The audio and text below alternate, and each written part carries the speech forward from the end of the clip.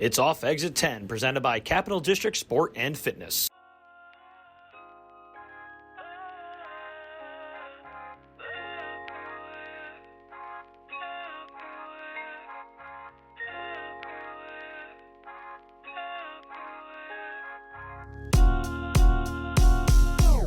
I saw the article in the Times Union. I think I was just scrolling.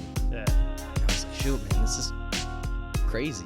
Yeah, no. This dude's just been putting up videos, and then it blew up, and then he's still going. And then when I read that you were gonna go to college, Yeah, that was a huge thing. That was one of the hardest decisions for me. So I graduated from CBA in 2021, and which that was the weirdest COVID year, wasn't it? yeah, it was like, so the funny thing about that is, and it's not really funny, but my hockey season, we were like first in the league. I played for CBA, and we were the only team. We got like our rival LaSalle. They it was like my senior night, and we played them, and one of the kids on their team had like got COVID, so it shut down all of us. So no one could play. Like, we were the first team going into playoffs, and like we were the only team that couldn't play in playoffs. So like some random team filled us, and that's how my like hockey career like ended. Wow. So Yeah, there's so many wild things about those 2 years, because we were in here, and I remember the gym 2020, that March, and then when just nobody knew what was going on, then we had to close down. I remember reopening in the summer, and then being open when the school year started, and like nobody knew what to do. Yeah. It was like, what did CBA do? 'Cause some schools were like, on Wednesdays they didn't go. I go every other week. It was... Yeah, no, CBA, it was like you kind of had the option. So like it was in person. Like it was, I know like some schools were like the public schools were like 2 days. So you'd be 2 days in person, 2 days online. Yeah. But CBA was like everybody go in person or you can go online. I went online a lot actually because I was doing this. Yeah. So I was like doing this on the side, just like hockey stuff. And I would like, because that's when like the hockey season was all up in the air. Because like the year before, obviously COVID hit. Like we finished our season. Right. And we like, I don't know, we lost in like the semis or something. And so then that following year, like it was like we trained in the summer, fall came around, we had skates in the fall, and then they're like, oh, your season's not happening. And we're like, oh shoot. So it was just kind of like up in the air. So I was like what? So I was like going to school and I was waiting for hockey, like waiting for them to be like, okay, hockey's on. And then eventually they said it was on. I remember the day I found out, I was actually at the Clifton Commons like basketball court. Like all the courts were filled with snow. I shoveled off one area. And I was trying to do some like crazy hockey trick shot, just sitting there, and my buddy calls me and goes like, yo, hockey's on. And I was like, yo, no way. But yeah, it was like crazy stories like that. But to bring it back to like school and all that, so yeah, I graduated in 21. It was funny, like, because I had 3 schools I wanted to go to. I liked Siena, like just stay local, Bentley, one in Boston, and then Merrimack, which is like the people at Merrimack told me like it was like the Siena of whatever Boston. That's funny. Like Bentley, I lived in Boston for like 6.5 years, and then we lived in Waltham, so by Bentley. That's right there, yeah. And then my wife went to Merrimack, so I know those way. very well. That's crazy, because it was funny because so it was like, okay, I had school, and then this social media thing wasn't even a thing. It was school or you're playing junior hockey. Those are my 2 options. So you're saying when you were a senior in high school, you were kind of like, well, when the year's done, that's going to be my path. Yeah, correct. So hockey, that was tough. Like, because I didn't really know what I wanted to do with hockey. I was like, man, my season just ended, and now like, what am I gonna do with it? Right. And I had this account, but I wasn't too serious about it at the time. But then, like, I worked at Hockey Hut. I don't know if you guys are familiar. Yeah, with that. It's like we have a few people in here that work there. Yeah. So I worked over there for a while. Like at the end of my year, like when COVID was kind of going on, I was working there because hockey wasn't happening, which was getting on the ice and stuff. And then the guy there, Ron, actually like reached out to the coach of the Dynamo, like the Clifton Park, like the AAA team around here, and he texted me like the night before they had tryouts. Like, it was like 9:00 at night. I get a text. He's like, hey, blah, blah, blah. Like, I've heard about you. Like, can you come to the tryout? And I'm like, yo, what the heck? So I ended up going to the tryouts. I made the team. So I'm on this team. So I'm like, all right, I could take a year off and play hockey. And then I was like, see where I go with that. And that's a juniors team? So that was gonna be like the last year 18U AAA. And then after that, he would like this sends you off to juniors. But that's just a year to like kind of get good looks and like go whatever. So I had that in my pocket, and I was like, okay, hockey. And I remember sitting like at the counter of my house. I just like walked in, and I was like, I had like the sheet to like sign, like, all right, I'm playing junior hockey. and I didn't do it. I was like, I need to like check out Merrimack. Like Merrimack was my actually decision. Okay. I like Bentley. There was something about Bentley. I liked Bentley. I visited it and everything. Siena was good, but something about Merrimack when I went, I liked it. And I was like, you know what? I'm going to take a look at Merrimack. So I ended up going to the orientation in the summer for Merrimack. And I met all these people and it was like really cool and everything. And I came home and I was like, yo, Merrimack's kind of sick. But then I was like, oh shoot, I can play hockey still. So then these two were like in my pocket, like both of them when I was trying to pick. And then all of a sudden, I don't know what in my mind told me, but I was like, either way, I kind of saw myself taking a gap year. Like I kind of saw it, whether it was hockey or I guess there was the social media, but sorry. Yeah, so hockey, it was like, I was all nervous. I didn't know what to do. And I remember sitting, my parents were like, okay, he's going to play hockey or he's going to go to college. Like that was it. And then little did they know, like I was like thinking about it. I was like, you know what, there's social media, maybe I should. So that's what I decided to do. And this is at what point during the year where you go to the orientation and you're kind of like hockey or Merrimack? It was funny though, because sometimes I'd look back, it was actually around this time. I was gonna say it had to be around like August time. I mean, you're close to packing up the car and going to school. Yeah, no, so the orientation because you can go to like, obviously when you go like freshman year, everybody has an orientation right when they get to school. But before school, they have like an orientation in the summer, and that's what I went to. And I was like, all right. And like I could get along with people, so I went, had fun. They had like a bunch of like knockout basketball things going on. It was a lot of fun. You're like right up my alley. Like, I'm gonna destroy all of you. Yeah. No, for real. It was a lot of fun. And then like I ended up like sitting down with my parents and all that, and it was hockey or social media, and that was like really. And I'm texting this coach, right? I'm not social media. I'm at college. And I'm texting this coach because the coach is like, yo, are you coming to play for us? Like I was looking back on the text the other day, and I felt so bad because he kept texting me and I kept responding. I was like, oh, I just need a little more time. I appreciate being lenient. I know you have to start a season. And he like kept going. And eventually I think in June, like the end of June, that's when I was like, I'm not going to play hockey. And I still look back at that and I miss hockey like crazy. Like I really do. I just miss the competitiveness of it. Like I loved it. I loved just everything about it. Sports. I love sports. Well, do you feel like what you do now, you get that competitive, like juice that you need? No, I think that's what's cool because I don't think I could like live without hockey. So like bringing hockey into these videos. I mean, it hasn't been as prevalent in recent videos, but I've been starting to bring it back just because I felt myself like, oh, like I'm missing hockey even more. So I keep bringing it back. I have a good connection over the hockey, so whenever I want ice, they let me have it.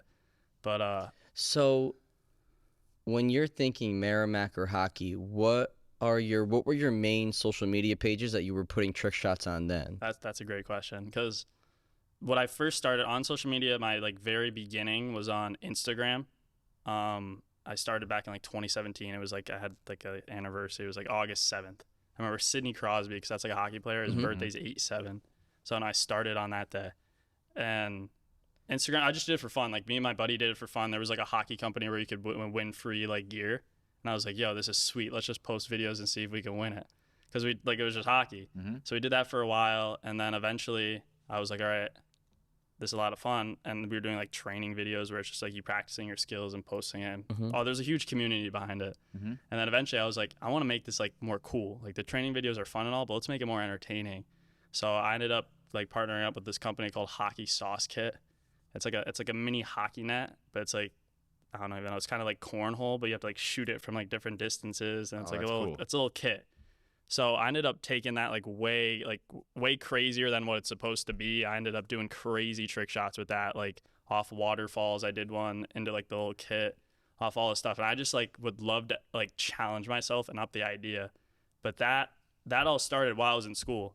So I was like in high school. So I was doing that stuff in high school, like the hockey videos. That would like I was just kind of doing them for fun. I didn't like know there was like a business behind it or any of that. And I ended up actually becoming pretty close with the CEO of that company because he just was like, I mean, you're promoting us like crazy and you're not even like asking for anything. And I thought that was really cool. But yeah, and then I still have a great relationship with him now. But yeah, that's kind of how it started on Instagram. And at that time when it was like deciding what I was going to do, I probably had like maybe like 1,000 followers on Instagram.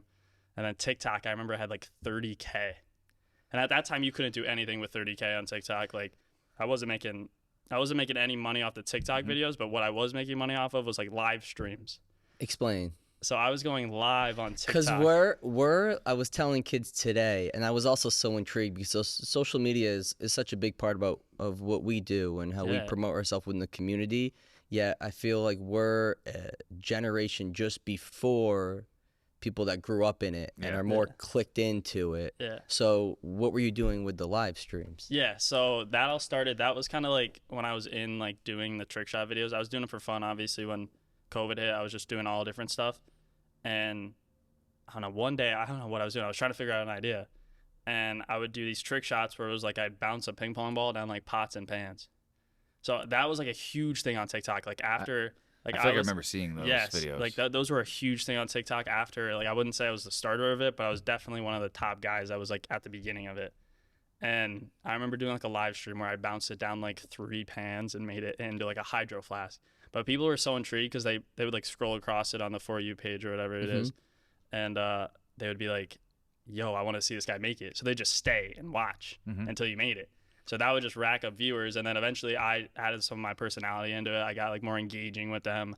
I would say like I had like a megaphone. I'd pop confetti when I made the shot. I made it like a whole thing. And that was that whole summer. So right before I was about to go to school, I was doing this in the summer. And you could make money off the live streams. So I was making some pretty good money off these live streams just from people like gifting. It was like gifting. Just people you didn't know. People I had no idea who they were. That's wild. And That's so crazy. And right before we graduated, because like at CBA you have to go, and there's like, I think that's with everybody, but how wild was it for you the first time you got gifted something? Oh, and yeah. If I had that clip, the first time I had people in the live stream was the craziest. The gifts, I was like, no way. Like, because I didn't really understand it. I was just kind of doing it. And then after, like, I think the first live stream I ended and like checked it, I was like, no way. I just made like $500 for like 3 hours of just bouncing a ball down pants. Like, I was like, that's insane. And then I remember telling my dad about it. And that's like, obviously, then that kind of like came in my head. I was like, okay, there's something in this. There's some type of business. But it never like struck me. I was like, okay, that's fun. I'll just keep doing it because it's fun.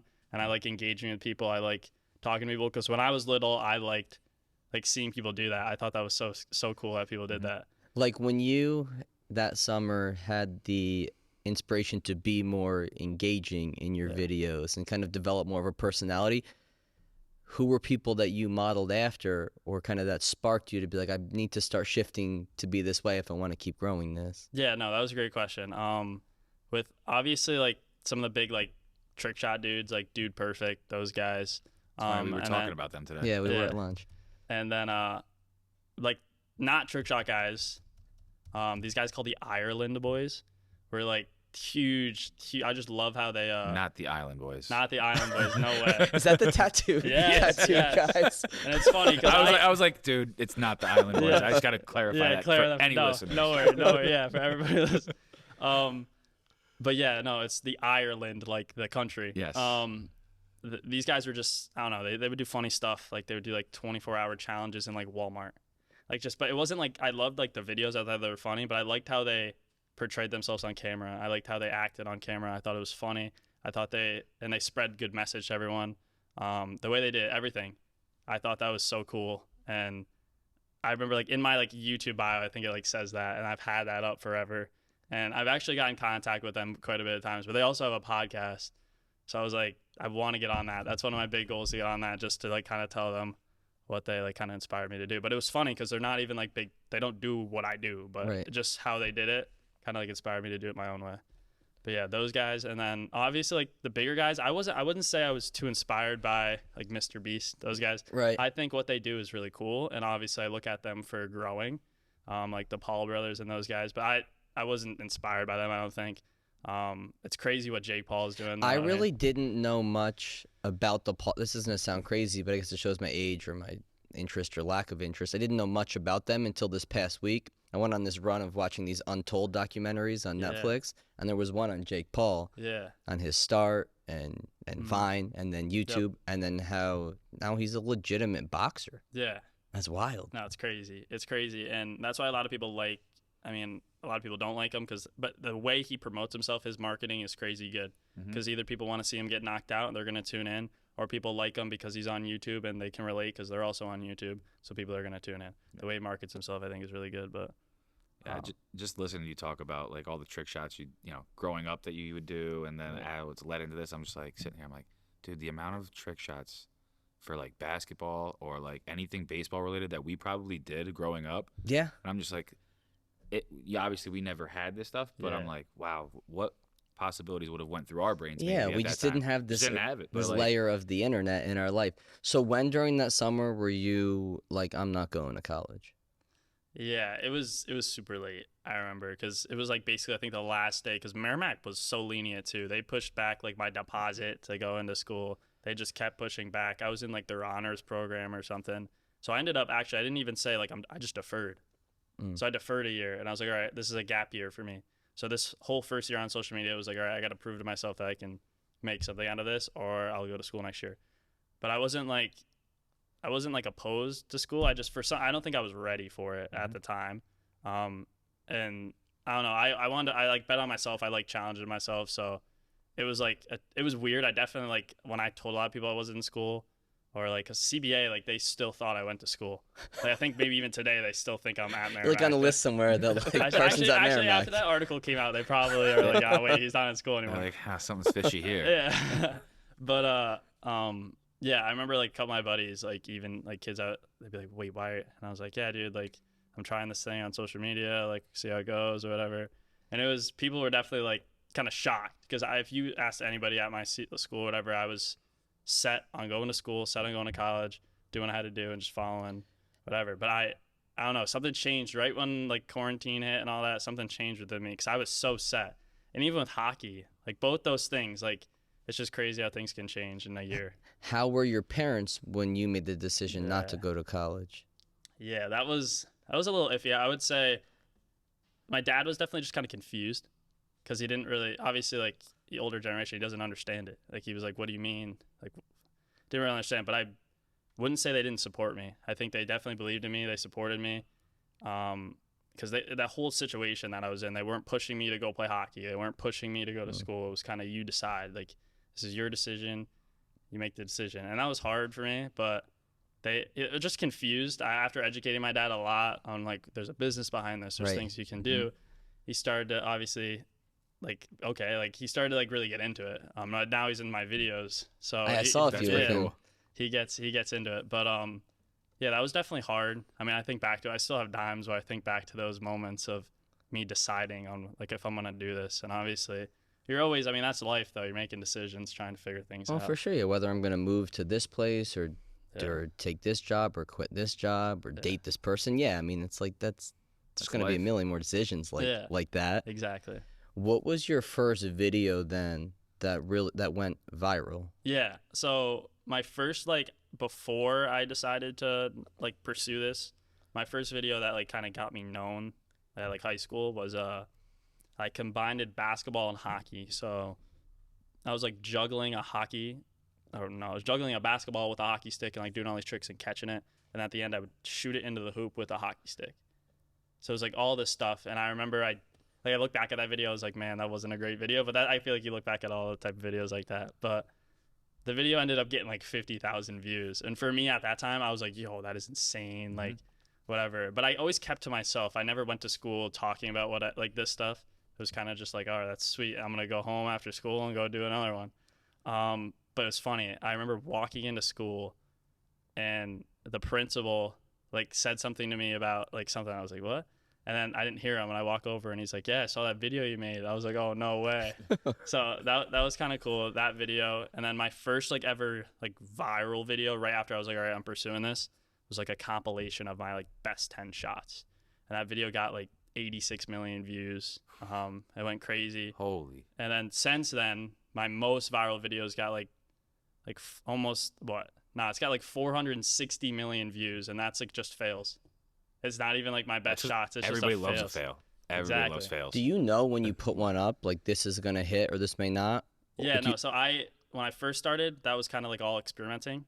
Now I got to a point where I kind of know what works and what doesn't. And obviously I know what's an experiment and what should work. Like even today, like for example, I posted a videos like a 5-for-5 trick shot. So like started easy and it got like really hard. And I was like, this video should pop.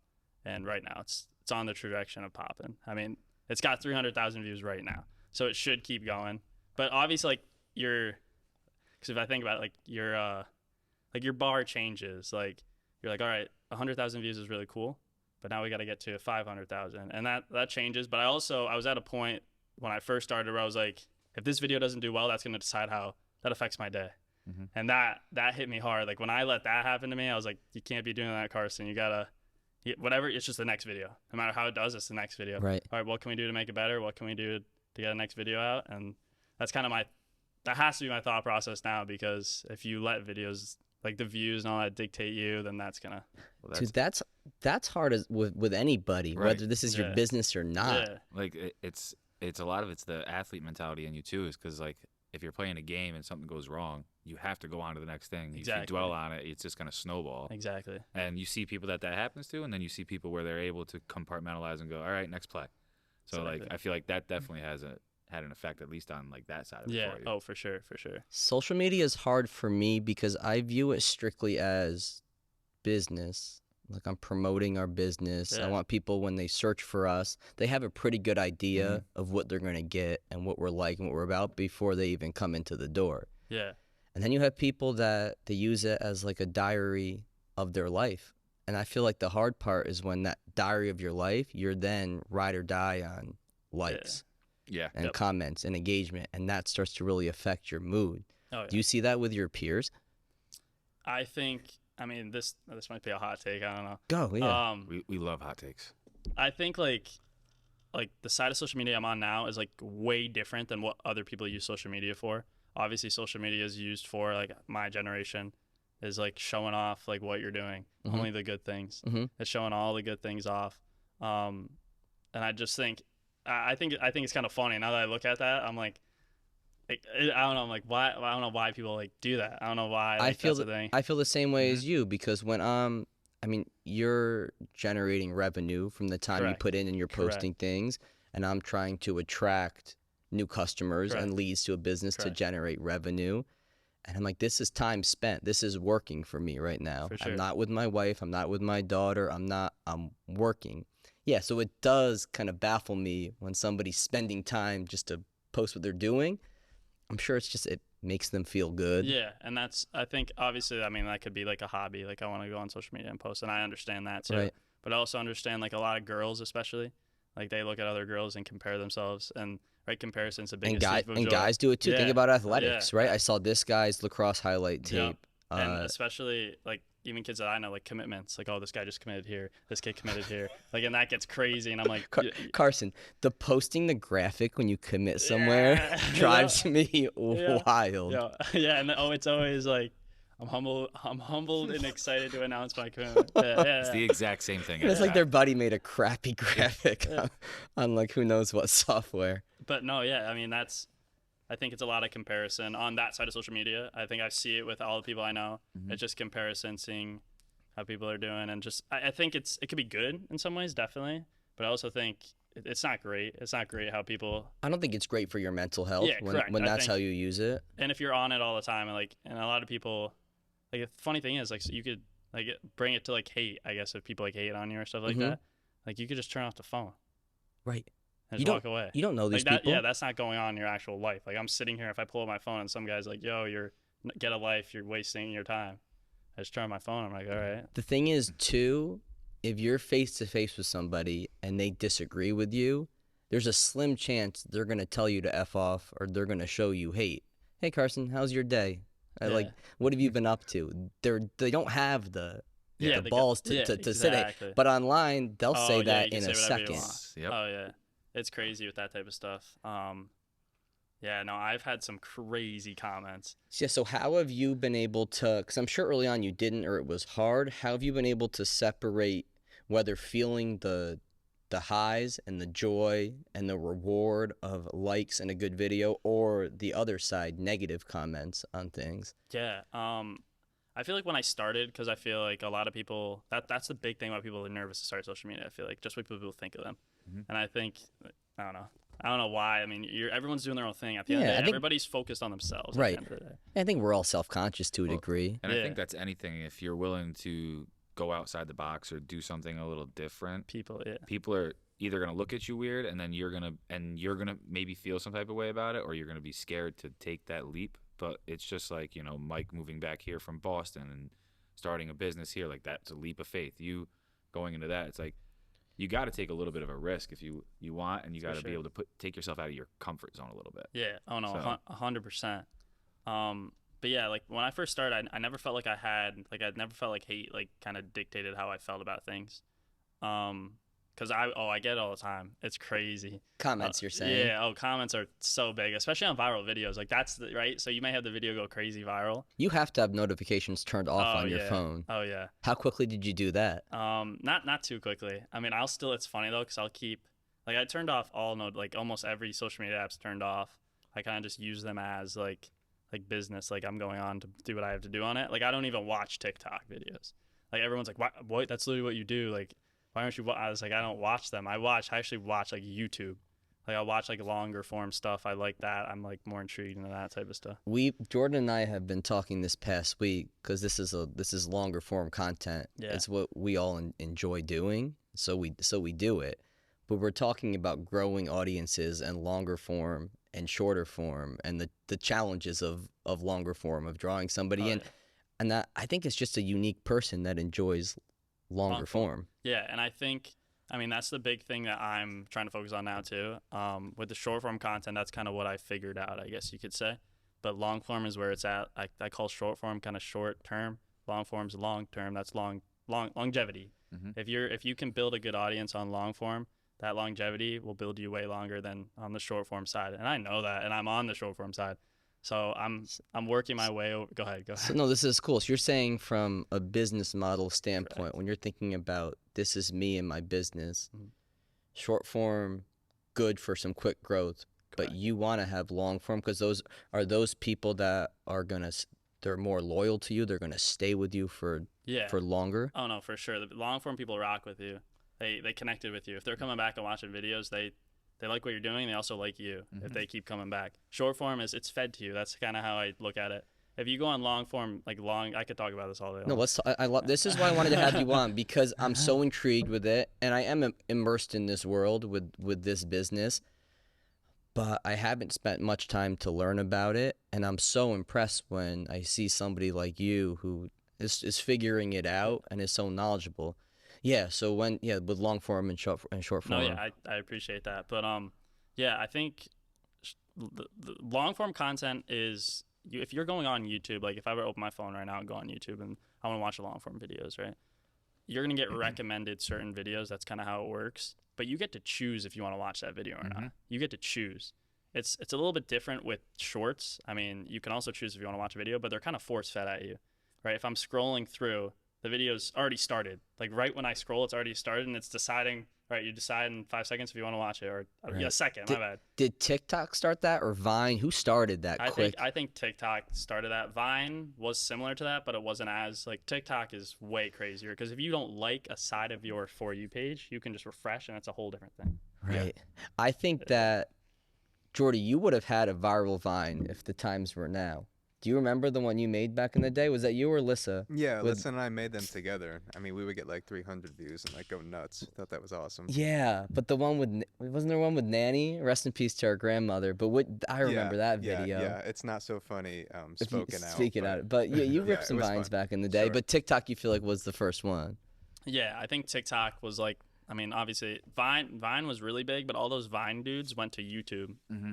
I was literally thinking in my head, it's like cyclical. Like it went like Vine was short term, or the short form, and then a lot of people went to YouTube, and that got really popular because I started following a lot of fitness people on YouTube, and that's how I got like following a lot of people that I follow now still, and then they started going to Instagram because of the short form, which then led to TikTok, and now I see a lot of people going back to YouTube. So it's almost like cyclical. It's like short form, long form, short form, back to long form. And it's like that whole cyclical formula. No, and I think long form is coming back. And I know a lot of people, shorts is there, and I think it's going to continue to grow. But long form, like I said, it is so longevity. Building a community is way more valuable than getting a bunch of viral videos. And I'm the one with all the and I know that. I know that. Even with I've seen all the virality. I've seen it. Right now we're on the side trying to build a community where you can go out and people know you, or you can like hold a show or something like that, or you can promote your business and get sales, right? Right. Because all the views mean nothing if you're not converting. So yeah, I definitely look at it as like a business. Yeah, now. I like it. I think I that's can tell. that's the thing a lot of people don't see is that yeah, your views are nothing unless it is Yeah. converting into money for you. And yeah, like the big thing, and also I think YouTube just they're more creator friendly, meaning like they pay 55 to 45 to creators. TikTok, I don't know what it is, but I definitely could tell you it's way less. TikTok just wants to take the money. I really think that they're like, it's funny, like I'm on here talking about TikTok, but I'm like, I started on there or whatever, but I'm not a big TikTok guy. I mean, I have to post on there because that's what's still in right now. That's Right. kind of what I have to do. But I think YouTube, it proved like Vine went away. Mhm. TikTok is similar to Vine. I think YouTube is just there. YouTube has built everything. They are the number one social media app, I think, by far. Isn't Yeah. if we don't know it, Jordy, look it up. Isn't what Elon just created on Twitter or X? He's preaching that revenue share is like way better than others for creators. Have you looked at that or Yeah, no? no, yeah. Is it or is it not? I don't. Yeah, no, Twitter, yeah, what he's doing on Twitter is crazy. Like, he's trying to make Twitter into, like, everything. He's trying to make Twitter into, like, the one platform that has everything. It's crazy because, obviously, all these social media apps are now trying to compete against each other. Like, I mean, that's awesome for creators because now everybody's trying to feed money to creators, which Right. is really good. But, yeah, Elon's, what they're doing now, I mean, I'm not too knowledgeable on Twitter because, I mean, I have a little Twitter, but I'm not too knowledgeable on it. But I know that he's trying to get it all together. He's trying to get it all in one. He's trying to make YouTube into Twitter. He's trying to put Instagram into Twitter. He's already got Twitter. He's trying to get like every app just into Twitter. I mean, it's a smart idea, but It's like, That's, yeah, that's really why he wanted to cage fight Zuckerberg. yeah, to He's to like, take "Wi- over, right? Winner takes all. Yeah, and it's Elon, so I wouldn't put it past them to make it happen in a few years. But yeah, no, it's crazy with all like the business side of it because the first year I would say I didn't even look at it as a business. I was just looking at, can I get a video viral? Right. Like that's all I was looking at. And then obviously I didn't start the YouTube channel until like maybe 6 months into like I was decided this was what I was gonna do. And like I even think about like a year ago I wasn't even at 1 million subs on YouTube, and now we're at like 3.5 or something like that. But That's it's like impressive. yeah, it's crazy. But like I said, it's mostly like short form videos. So we're really trying to pump out the long form, trying to figure out ways, and that's way harder. I mean, So the shorts is what's driven a lot of your subscribers. correct. And that conversion has been challenging for me.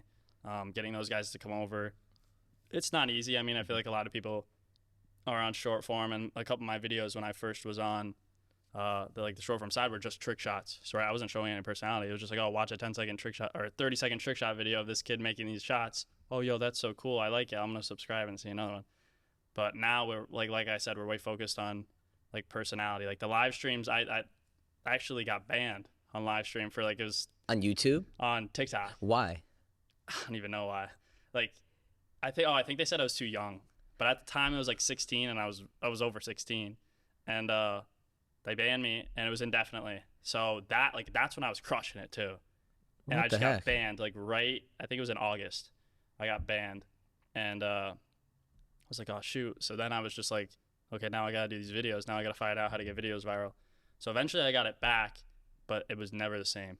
You got banned on live streaming or TikTok Just as a live whole? stream. Just so you couldn't live stream on Couldn't live TikTok. stream. And that was like my big, like that's how I was building like a community, was through TikTok live. That's wild. Oh. And they just said because you were young. Yeah. And the That- live stream is a little bit, if you think about it, that's really actually long form. Correct. Because unless you're only on there for 30 seconds. Yeah, but like correct. the way you were describing the pan trick shot thing, you were like doing it until you made it. Yeah. What do you People were what do you watching mean that. what do you mean it was never the same after? Like not as many Yeah. people went to it. Yeah. Not like, and people forgot about me that were on those live streams. Because I remember I used to get comments on videos like, yo, when's the next live stream? What time's the next live stream? When can we see like 15 pans? Because I took it like crazy. Like I was doing like 17 pans and I'm throwing it down Do you 17 pans. think like the other guy doing the pans knew you were coming up on him and he was like, "Hey, we got to Yeah. stop this guy right no, now." for real. It was like when I got banned, that's when everybody was just like, all right, let's do trick shots with ping pongs and pans. Like and I was like sitting here, like, so I started a new account, got it to like 30,000 followers. Cause then eventually I think once I was like, all right, I'm gonna go full time, I hit like 100K at some point. And then I got like 30,000 followers on this new account, and it was just a live stream account. That's all it was. It was clips from the live streams on like where the videos, and it was just live stream. And I saw like a decent engagement, but it was tough because I was like, now I'm starting two new, like an account here, an account here. I got to bring these people together. But it was tough. Like I still have people that know like the live stream and stuff. I don't do them too often, but actually right now we're banned on live stream. Still. Not from that situation. I ended up starting them back, and it was like we do like our big concept right now, because I look at videos as like, all right, I'm gonna create concepts, right? So if I create a concept, like one of our big concepts right now is like 3-for-3s. So I got two buddies. They're Nick Baris knows them well, the Calhoun boys. Shout out to Brees and shout out to the Calhoun boys. They helped us bring home the novice championship one year. Yeah, this is how upstate New York is so small. Yeah. It's like, one person, then we have 5 in common, and then 10 in common. Yeah. So the younger Calhoun boys, it's like, so the older ones grew up with, knew them forever. I played baseball with Aiden. Mm-hmm. And then the younger ones, they like loved YouTube. They loved these Ireland boy guys too. So it was funny. Like I'd watch them and they'd watch them when they were little. And then I was like, they saw me doing YouTube. They're like, that's cool. So then they started filming with me. And that's kind of what we do now. Like that's our big concept, is like 3-for-3. So we have to make like 3 trick shots in a row. The first one could be easy. The second one could be hard. And the last one's like really hard. Or it could be, they're all the same shot, but you'll have to make them in a row. But that's like one of our concepts. So I'm like, all right, 3-for-3 is our concept. Let's think of videos under 3-for-3 and how can we expand on that. Then I have hockey. All right, hockey's a concept. How can I go off of hockey and what can I do there? And then you have like the fails. So we call them tasks failed successfully.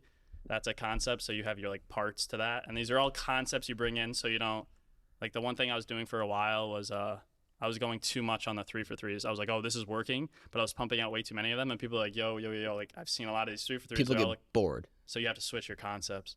So that's why I keep experimenting with new things. Like we're bringing hockey back.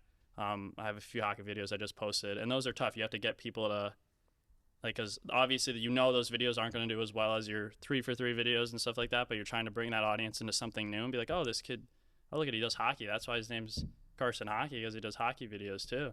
I'm like, yeah, and they're like, oh, he's pretty good too.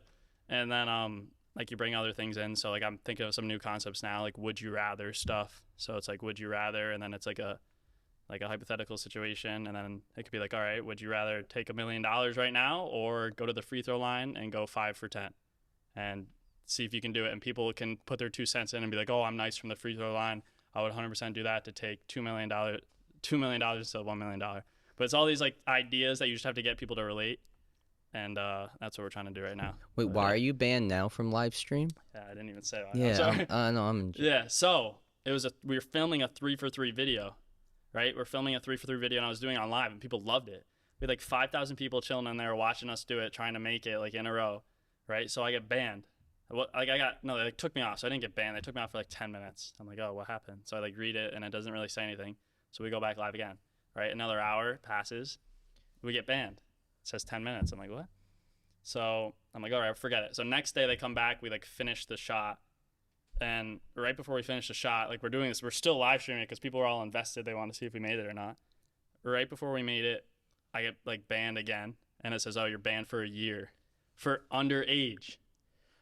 Why does it keep thinking you're underage? So it was, what is underage? Yeah, no. So apparently they switched their like rules to, it's like 18 now, but I'm 20, but Sean and Evan they're 15.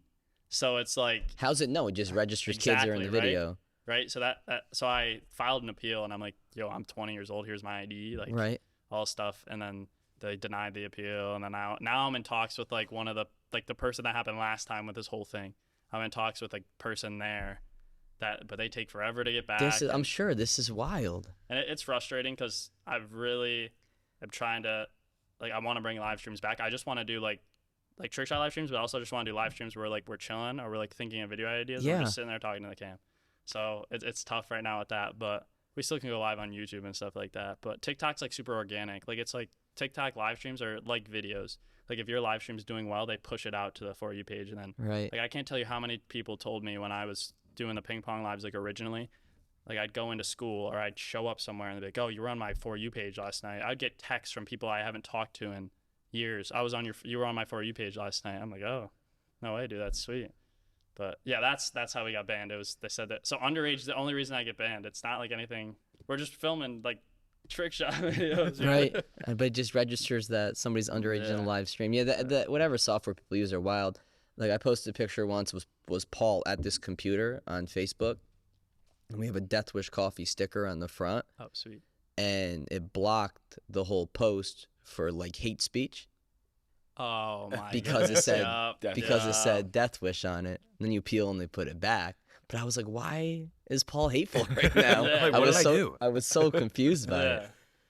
The supplement industry is like the Wild West. The lack of regulations mean the supplements you purchase may not even contain the ingredients listed on the label, which is why I get my daily vitamins and supplements from Thorne. Thorne vitamins and supplements are made without compromise. Quality ingredients ensure your body optimally absorbs and digests your daily supplements, while in-house and third-party testing ensure you're getting exactly what you paid for. Thorne offers a variety of health tests reviewed by board-certified physicians that evaluate your lifestyle, gut health, sleep, stress hormones, and metabolic markers to determine which vitamins and supplements may be most effective in helping you feel and perform better throughout the day. For college and professional athletes, Thorne has NSF-certified supplements that make sure you won't get pop positive on a drug test. Whether you're an athlete, professional, parent, grandparent, or weekend warrior, Thorne's selection of high-quality supplements can help improve your quality of life. Switch to Thorne's high-quality and extensively tested supplements today at thorne.com/u/CDSF. That's thorne.com/u/CDSF.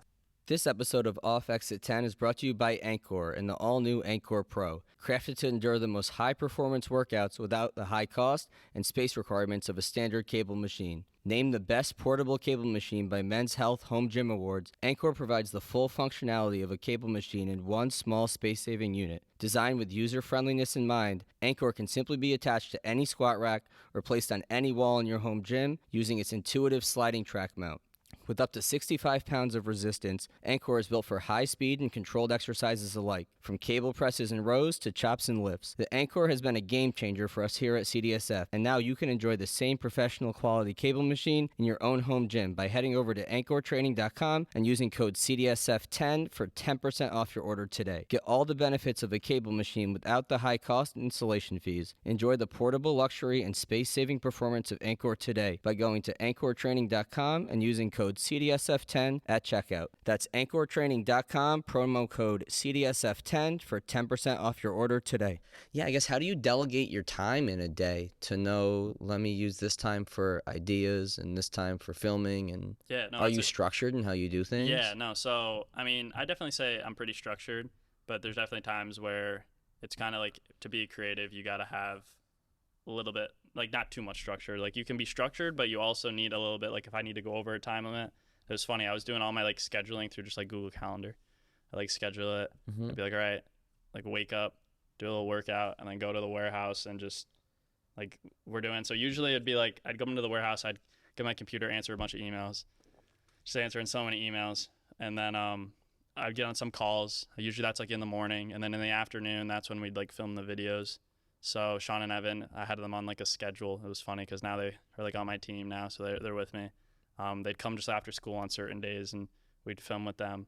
And then when it's, like, individual filming, like, there's some days where it's literally, this is just a film day. The entire day you're just filming a video. Those are usually for the long-form videos where it's like, all right, we're filming the whole day for this video. And then some days are all editing days. Like, last week, I was going somewhere, so I'm like, all right, I'm going to bulk. I call it bulk filming, where I film, like, 7 videos in a day. And those days are super long, but you film 7 videos in a day, and then you, like, have one day just to edit all of them, and then it's like, all right, I'm away for a few days, then we have all the videos ready to go. Do you edit everything yourself? So the short form videos, yes. The long form videos, no. So the long form videos, funny story, those are just the way I want those edited are way more, they take way too much time. So I found a guy actually that actually was the Ireland Boys editor. Bring it back to the Ireland Boys. They're always coming back in here. He was their editor. I don't know how I got in contact with him. It was through something.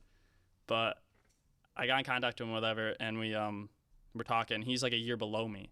And he's also doing, like, social media. I decided not to go to school to do it or whatever.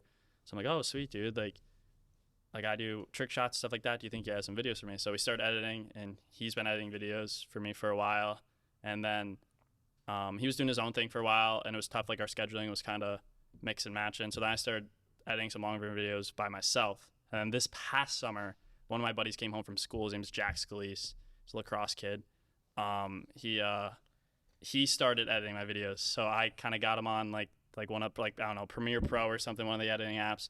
Got him on there, and now he's editing the vids, which is kind of sweet. And he just left for school, but right now he's still on my editing like team or like That's schedule. Because that takes most of the time, right? Yeah, the editing. The editing's crazy. That's like the same with the podcast. We're just gonna talk here for however long it goes. Cut clips up, right? Yeah. And then Jordy's gonna edit audio and edit clips and like that's the hard work. That's the hard work for sure. And I remember because when I first like because he came home from school and he's always liked to be the guy behind the camera. He always likes to be that type of guy.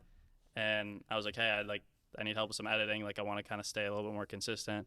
My old editor, he's still on. Like I'll still have him do some videos. But right now we got Jack kind of doing his own thing with me right now. But when I first beginning of the summer when I was first starting with him, I would have to sit down with him, and like I remember up until like we'd start the video at like 12 p.m. and it'd be like 3 in the morning, and the video would not be done because it was all like because it was him first learning out, and it was also making sure that I liked it. Right. And that was hard. Like with my old editor, he kind of just knew what I liked. It was just kind of like, oh, sweet. Like I was like, hey, can you do this and that? Like, I don't know if you understand this. And he'd just click it up and it'd be perfect in how I thought it. Mm-hmm. Right. And that was tough to get down with Jack. It was like trying to figure that out was a little different. Like and it's hard because I have my own style, and getting people to replicate that is challenging, but it was good. Now he kind of gets what I'm seeing. With the editing process, I usually send over like clips through a Google Drive, and then I write a bunch of notes down, and then they do those. Like they'll go through the notes, and that'll be draft 1, depending on how that goes. Hopefully it's just draft 1. Usually it's not. You'll be like, oh, I don't like this and that. Draft 2. I think we went up to like 4 drafts with them. But yeah, no, the editing on long form's way more extreme, but I want those videos to be better because, I don't know, I want those videos to be more produced because that's what I'm trying to grow. I'm trying to build a bigger community on there. The short form videos, I already kind of have a format for them, and those are not as highly edited, but that's how people like them. Right. And I've tried highly edited videos on short form, and they just don't perform as well. But the way I edit those short form videos, there's nothing crazy in them, but people just like it because it's a little bit more raw compared to all the stuff they see on social media where people are trying to crazy edit like crazy on the short form stuff. And mine's kind of like, all right, they're doing a cool thing. That's good. And then I cut it up properly and how we do it. But yeah, you need somebody that like matches your attention to detail. Yeah. Is huge. We had somebody that did, I think maybe just did our first episode or 2, but I just couldn't click in on the same page. Their level of attention to detail. It was one episode. One episode, and then we brought in Jordy. right away, I could just like, yeah, you need to match my attention to detail, be able to communicate, and match his speed. My speed? Well, No. Well, you need to be able to match his speed or be Jordan and understand Mike's speed. No, and you go, need to be able to slow Mike down. Yes. Am I better now or no? Be honest. Yes. Way better, right? Sure. Yeah, I feel like I've always needed a degree of anxiety to function. Like if I'm not feeling that, like I'm not doing my best, which doesn't make any sense. But that's how I feel. Yeah, That's toxic. but I feel like I have gotten better, and hopefully, Jordy, you can say, I don't know, in the past year, I haven't been on you as much about, hey, this or that. We haven't had any conflict. No. Yeah, Sweet. which is, you want to get to that. Listen, yeah, it's work I had to do on myself. But you get to that place, people you work with, we're just like, I'm going to give you the material, and I'm going to sit back, and I know it's going to get done, and I know it's going to be, you know what I want, and I trust all the creative directions you want to take it when you edit it, and we'll be good to go. I can't even tell you the last time I feel like you've been stressed about the podcast getting done and all that. Like the only time I really felt like it was one time, which I'm not going to bring up. Do it. Tell Carson about it. Bring it up. Tell Carson, because you've probably been here before. You might have been here before. We've never said this. It's not that bad. It's not that bad. We recorded. It was for me. It was traumatizing a little bit. We finished the podcast. We won't say the episode. If you listen, if somebody has a good ear, they'll figure it out. They'll know. Yeah. We finish a great episode, and Jordan's so professional. Yeah. Shakes hands with the guest, takes pictures. Thank you so much. That was amazing. Appreciate your time. Person walks out the door. The door just clicks. And Jordan looks and goes, I never hit record. No. Yeah. Yeah. No, I can relate to that. I Yeah. can relate to Have you that. been there before? Oh, for sure. With a lot of these trick shot videos, when you hit a trick shot and it's not filming, you just wanna, especially with like really hard ones. I was gonna like say, especially with one that takes you a few times to do, and then I've you had- hit it and you go, I've had that. It was funny though. Speaking of something that related to that, because the trick shots, you're kind of just sitting there, the phone's recording for whatever. But related to that, we're like a video. Like we actually did a video. It was like a long form video, but it was like we were doing like a battle. I don't know, but it was like a 20-minute video. Like the whole video was like 20 minutes. We were doing all these challenges, and you're running around, you're doing all this stuff, right? So that day, I don't know, I couldn't. The kid I had filming for me, so Jack would film for me too, but we also had someone else. Do you film your long form on an iPhone or you have a camera? We have cameras, so we have two like Canon cameras. And then what are you doing for audio? You have a separate audio Yeah, feed? so usually for audio, I have mics, so I have like lav mics we'll use, but sometimes I'll just use camera audio, which isn't too crazy, but it does the job for some of the videos I'm doing. But yeah, so this video, we were filming it. Well, I thought we were filming it, and we were doing it was like a trick shot. It was like first to make 8 wins, and it's teams. So we're on this basketball court. We have to do like 8 different trick shots. And You've gotten all these people together. Yes, and yeah, right. And I'm like, I don't know. I think we ended up losing. Like we lost. It was like perfect. It was like the way it happened was like a perfect ending though. I'm like, we lost, but this is pretty good for a video. And I go over, and I actually had my sister filming. Shout out to my sister. And she like just never pressed record, and that's on me because I was just like, yo, show up, I'm gonna have you hold a camera and press the record button, but she never recorded it. So we actually ended up doing it 2 more times. And like not recording is the worst. But how did you guys what happened? Like what happened with that? Did he come back? Jordy's masterful editing. we pulled have from the iPhone. the iPhone's what we video with. Yeah. So we have this high quality audio with our mics going into the recorder to an SD card, which we upload. This was also before we had the. So we use the thing we have now for. We have. Oh yeah, that's nice. That's Yeah, we really had nice. a little portable. We use a PodTrack P8 now. We had the Zoom H6. It's a little portable recorder. Okay. So just not as user friendly, Jay. The Zoom, or not as much visual, or Not as fun. just a day. It's not as fun.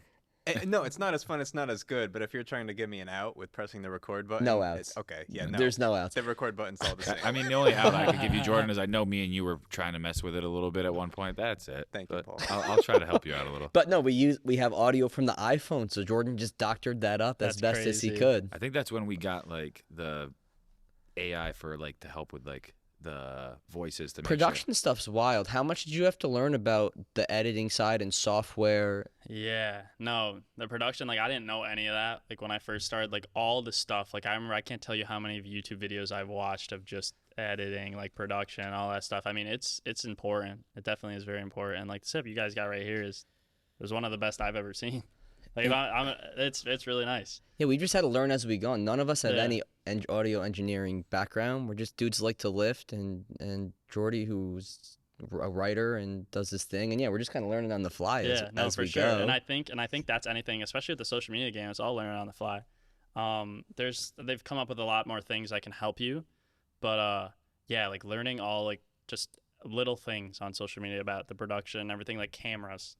I had no clue on what to do with cameras because on YouTube, like all these people's got cameras, you have mics, and I still like don't have like the best of the best, but we have stuff that's like it's good enough for our videos. It's not like crazy because some of the cameras obviously they're crazy. Like it's big purchases that you got to make sure like you're investing and it's good for the business and everything. But figuring out like cameras and stuff to get, like mics, like I had no idea. I was luckily that kid, the editor I had, he was all into that. He was like, I know this camera, I know this mic, right? Just knowing people that know stuff about it. And he was like, yeah, get this, get that. And I'm like, oh, okay, sweet. But just figuring all that stuff out was crazy. And I definitely don't think I have it like totally figured out with some of the production stuff, but we have everything that we need. Like all my short form videos are filmed on a phone. Like I have a separate phone that we film on because the big issue actually was it films like things not recording. I'd run out of storage. Oh yeah, and then, Yeah, and then it just stops. Correct. Do you? Because I have like the family plan, like terabyte or whatever on my phone. Oh yeah. We have the terabyte. You need it. You need it especially for the filming and the trick shots because I'll have it filming. The video could be filming for an hour, And then if you don't check it, because it's funny, because the twins and the Sean and Evan, they'll be like, oh, is it recording? Like, we'll just say that. Like, it'll be 20 minutes in, is it recording? You'll go over and check. If it's not, you're like, all right, sweet. I checked before we made it, and it didn't film. We have to redo this. Right. But, yeah, that just – no, go ahead. Do you use a certain computer to upload your longer form? Yeah, no. So I'm nothing crazy. I just have a MacBook. Probably, yeah, just a MacBook. But same with the SD cards, right? So pop the SD cards in the cam. I just upload from the computer. So what we'll do is either the video's edited in like Premiere Pro or something like that, and after it gets edited, we'll export it out. And if I'm not with the editor, like over the summer, I'd just be like, all right, we'll just post from this computer. So he had his own MacBook too, so we just post from that on my account. But with like when we're away, so now that we're away, all the videos will go into a drive. He'll take the videos out of the drive, he'll edit them, and he'll bring them back into the drive. I'll download the video, and then I'll upload it. I'll like download it to YouTube. Sometimes that could take 2 to 5 hours. See, that's where I get hung up now, because we will post this on streaming services, the audio, and we'll put clips on YouTube. Yep. Now we have full audio and we have full video with the iPhone, but it's the length of downloading. Oh yeah. Right, a 2-hour podcast with video, with a 1080 or a 4K, and then uploading that. We tried to do it with the first one, and then it was like I don't remember, an extraordinary amount of hours. It's like I don't have the time. Yeah, no, seriously. I mean, with podcasts, I'm not too sure because we don't upload things that are like, I think the longest video I've uploaded maybe was 20-minute video. Yeah. But no podcasts, because I know, man, I'm gonna have to reach out. To some people, try to help you guys out with that. Yeah, that'd be sweet though, because we have all the materials to do it. It's just, do I have 20 hours, whatever it's gonna be, to sit there for this thing to upload? Yeah, I mean, I could, because even those, I could reach out to some guys that do podcasts and stuff and see, because that'd be sick if you get those whole videos out and everything. Because I've seen the clips. I was going through. I was looking at some of the clips. The clips are fun. Jordy does a good job with those. And like for me, like I'm the type of person, I'm very visual, so I'll listen to podcasts, but I prefer to. Any podcast that has a video on it, I'm watching the video before over listening, because I like to see the mannerisms, and because that's what makes me laugh a lot of times is how they say it, like what they are doing when they're saying it. So like I watch like the Pivot podcast is a 3 former NFL players, and I really like them because they talk everything from sports to life to whatever. So I really like them, and the videos are so much better because I get to really, like, they had Mike Tyson on. Yeah, and that's sweet to see him. Yeah, like Mike Tyson probably was like doing shrooms or something on there at some point. But like, or like even like I don't listen to Joe Rogan that much, but I feel like watching a Joe Rogan podcast to me would be so much more entertaining, especially like someone like Joey Diaz or Snoop Dogg or something like that. Yeah. It engages me more visually. Like I do like listening, obviously, but like seeing the visuals of people definitely is huge, and I think that's a different audience that we would be able to connect, or anybody in that form would be able to connect. For sure. I definitely think I'll definitely reach out to some people. I want to help you guys. I'm always curious about that, because I think it would be a good. Definitely a good next step. Yeah, because I remember uploading one video one time when I was in New York City, and it was like I was like, I'm just gonna leave my computer here and just go do something else. Yeah. No, seriously, yeah. I mean, even with the videos I upload, like that are longer, like if they're 10-minute clips and stuff like that, those videos could take 2 hours just to get onto YouTube. Right. And then it has to go through you got to make sure it's like an HD. You gotta you have to sit and wait. It's checking all these things. Yep. And there's really no getting away. Like there's it's definitely gonna take time, but there's ways to make it shorter. I definitely think, because so many people upload podcasts, there's got to be a way. So there's got to be a way to make it so it's a shorter time frame of uploading. Yeah, I'm sure. What's the longest? Speaking of time frames, what's the longest it took you to come up with the idea of a shot? You start trying to hit the trick shot, and how long did it take you till you finally hit it? Oh, that's a good question. 14 days, 7 hours, and 33. Yeah. So ready? Wait, is that real? I don't know. No, but it's about no. I thought maybe you looked it up. Yep. I have this one memorized just because most of them I know, but so I had one that took me almost a year, 316 days, and over that time it was 40 hours.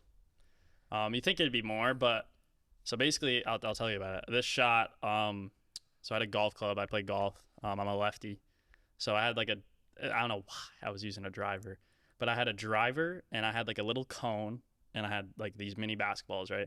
And I go to a full court. I went to one of the Shen schools, went like full court. But it's not like the elementary size courts. It's like it was probably bigger than even like a college court because the way I had it set up, it was like that Shattuckon school was like really far out. Like the way their stuff set up was like way longer, and I just liked how it filmed everything. I liked that court, but I had this spot. I remember I would take the cone, I'd take rocks from the playground and put rocks under the cone just because if I'd swing, I'd hit the cone, sometimes miss the ball because you'd have to hit it like perfectly to get it in the air and like slice in the hoop. It was a full court shot.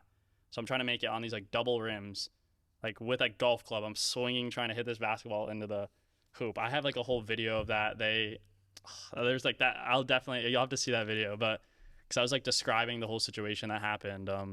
I had like I would go after school on some days, and then the summer I'd go just whenever because no one's there. But I was so determined to hit the shot. Like I was like, this shot's gonna go crazy.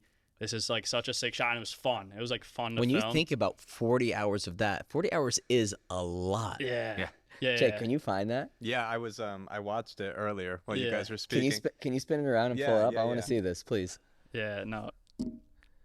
That video was like I had like I had one of like the public safeties officers come up to me and tell me like I wasn't allowed to do it. And he was gonna like call like the cops could come in. I was like, he was gonna ban you. He said. No, literally. And I was like, I mean, come, like, what are they gonna do? Tell me I can't swing and no one's here, right? Like all this stuff. And I had a teacher come out of the school. She's like, what are you practicing for? And I'm like, oh, I do like trick shots on social media, not expecting her to understand anything.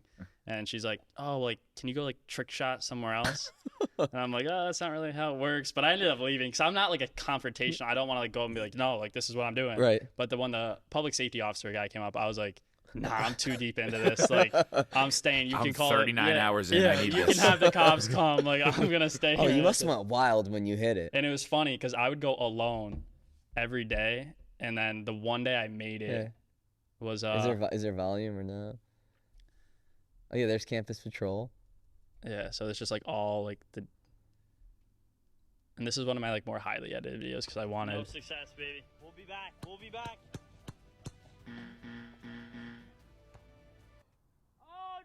It was crazy how many close calls I had.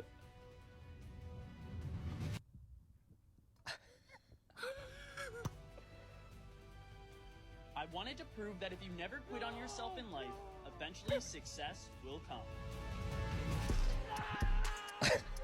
Yeah, oh no, that celly was crazy. Cause I remember it because I just remember every time I'd walk back to that court, because I had like a path, a certain way I'd walk every single time carrying like a bag, like a hockey bag with like basketballs in it, a tripod, a weight. Because I also would like, it was crazy how that video was filmed. I would check every single day before I'd film this video, I'd check the winds. Because I was like, if the wind is too much, the camera's going to shake. It's not going to work. So this is the competitive view. This is your outlet when there's no sports. I'm picturing him walking up to this court with his bag, headphones on, just bumping whatever's going. Yeah. What he's he wants, he's like Tiger walking to the first tee. Yeah. Here we go. I'm in the zone. It was so funny though, because I had so many people like. I had the Tiger playing. Yeah, no, for real. I had like that entire. I have like I could talk so many stories about that. Just like that time filming that shot. Like I remember I'd go on weekends. I remember I told people, I was like, bro, I can't hang out this weekend. I got to go film this shot. Like, I need to do this shot. Like, I'm grinding this shot. And I remember it was like maybe like a Sunday afternoon. I'm there and I'm trying. And I'm like, every time I walk back to this court, I'd be like, when is it going to be the time where I don't have to come back to this exact spot? I can see my like the foot marks, like all the marks from the last time I was here. I had like everything. I knew where everything was. And I had one time where a bunch of these like, I don't know, middle school or high school kids pulled up. And they're just seeing me like whacking a golf club. Like they're like, "What the heck? What's wrong with this guy?" Yeah, no, for real. Like people did not understand, and they end up just like getting on the swings, and they're swinging like watching me like try to hit this, and I ended up like hitting the rim. They all just like go crazy, and I'm like, "Yo," and they're like, "Yo, this is sick, dude." Like I was like, "Yeah," and they understood like social media, like, "Oh, I'll check you out, bro. Like hopefully you hit this." And then I remember like I couldn't film some days because there'd be people on the playground behind me because there's a playground behind me. If they're like screaming and stuff, then it's kind of hard to film that. But that video, I had people walk by, it was so funny. I'd be filming this, they'd see me like hit this thing, like, because you can hit it far, and a lot of people, like, the comments on that video were like, yo, his editing skills are crazy, like he's nice at editing this, right. Like they thought you faked it. There's no way you can actually hit it that far, but I'm telling you, go out and try it, go hit it with a golf club because you can crush that thing. But I had people drive like, cause kids would like bike through there, and they'd like see me like hit it like, and I'm like, yo, if you get hit by that, like it's gonna hurt. And they'd see me hit it, and they know I'm like, they see the camera, they know what I'm doing, and then they just drive straight. You know through. what would be a good video for you? We should try to make this happen. What? Yeah, I'm No. a you versus Tay Fisher trick shot challenge. Oh, that would be Okay. sick. Okay. So Tay, do you know what Tay is? I don't think I do. So we had Tay on an earlier episode. That would be a sick challenge. He was on the Harlem Globetrotters. Oh no way. He went to Siena. He went to Siena. His nickname was Firefly because he could hit crazy shots from everywhere. Mhm. And his thing with the Globetrotters he was on the Globetrotters for a long time. Yeah. His big showmanship thing was trick shots. Mhm. He has trick shots in like I think Gillette Stadium from like the upper deck and a That's basketball hoop crazy. down low and other crazy ones. He literally bounces one off of his butt into the hoop. No way. Yeah, he has some wild ones. That was the one he showed that clip's I think on our page somewhere, but that's the one he showed us Yeah. on here, and I was like, that was pretty cool. But Yeah, that's note that a crazy. you versus Tay would be because you're both local guys. That Yeah. would be a fun video. Yeah. No, for sure. I'm always down to do something. Mm-hmm. I mean, we were trying for a while. I'm still actually trying to. Jay, what'd you think I was gonna say? You look like there's no way this idea is gonna be good. Yeah, I just didn't think you had it in you, but that's a good. That's good. Oh, that's hilarious. That's the brotherly love right Yeah, there. yeah, yeah. This episode of Off Exit 10 is brought to you by Drink Alchemy. Fatigue and brain fog affect us all, destroying everything we pursue. Whether as an athlete, artist, creator, or entrepreneur, our mind holds the key to performing optimally. By combining the most potent organic nootropics found in nature, Drink Alchemy delivers sustainable boost to creativity, memory, energy, and focus in one epic beverage. Stop pumping your body full of excessive amounts of caffeine and unknown proprietary blends from other energy drinks, and get clean energy from Drink Alchemy's natural nootropics like lion's mane, L-theanine, and caffeine from green tea. Used by Olympians, D1 athletes, MMA fighters, and entrepreneurs, Drink Alchemy has become a huge part of my daily routine, making sure I'm functioning optimally during long days of coaching athletes, running CDSF, and getting in quality workouts myself. So do yourself a favor and ditch the energy drinks loaded with caffeine, other stimulants, and who knows what else, and head over to drinkalchemy.com today. Live with your mind unbound and save 10% off your order by using code CDSF at checkout. That's drinkalchemy.com, promo code CDSF for 10% off your order today. I'm still looking to, but this past a few weeks ago, I was looking to do something with Kevin Herter, over at the Impact Center. We were looking to do like a little trick shot thing with him, but he ended up having to go back to like Sacramento. Yeah, he's out there, and he had to leave like the Friday, and like the day we were supposed to meet, something happened. I mean, he's a busy guy, Yeah. So maybe when he comes back, because he's supposed to come back like in September for I don't know his brother's wedding or something. But maybe something will happen. But I'm definitely down to like.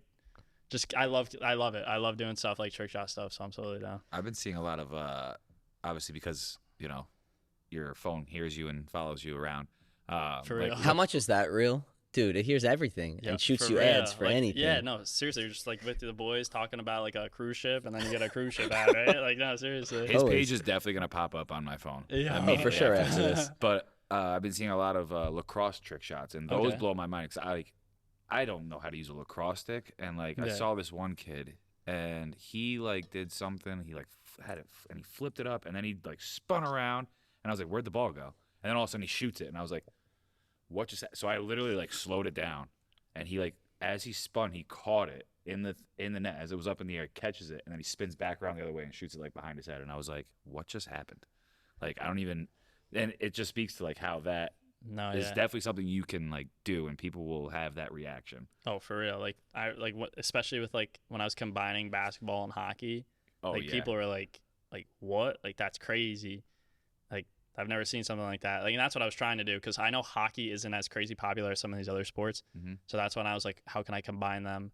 And that's when those videos started to do pretty well. But also I haven't, because I have a skill in hockey, so I have to kind of show that off more. And I remember I was just doing hockey stuff where I'd flip the puck up, spin the stick around and catch it, and then flip it back around and catch it on the skinny part, the shaft of it, and flip all this crazy stuff. But yeah, no, you can do some crazy stuff for the trick shots.